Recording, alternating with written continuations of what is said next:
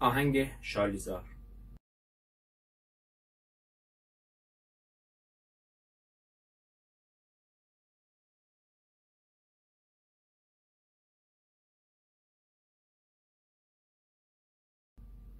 آهنگ شالیزار گیلانی هست، تقدیم همه گیلانی عزیز.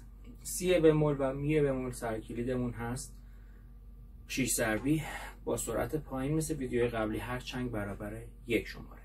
1 2 3 4 5 6 ر فا می دو می ر سی ر دو سی لا سو لا سی لا سو.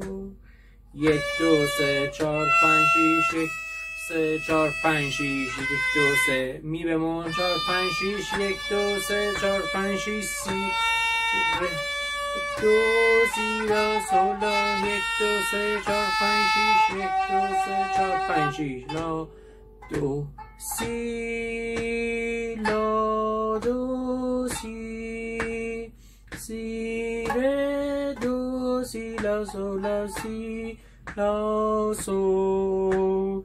1 2 3 4 5 6 سی بمول 3 4 5 6 3 4 5 6 3 4 5 6 سی ر دو سی لا سو لا سی لا سو 3 4 5 6 1 2 ر فا می ر دو سی ر دو سی لا سو لا سی دو دو لا سو. 1 2 ر فا.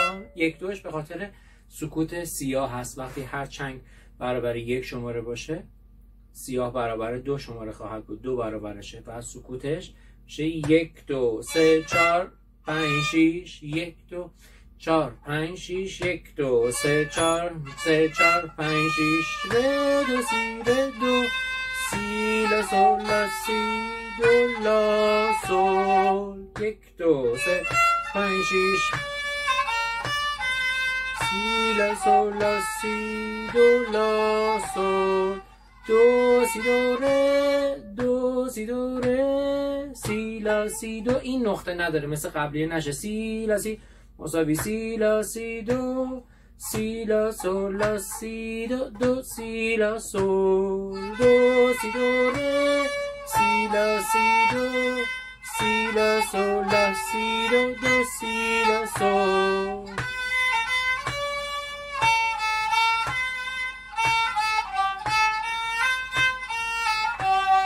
1 2 3 4 5 6 1 2 3 4 5 6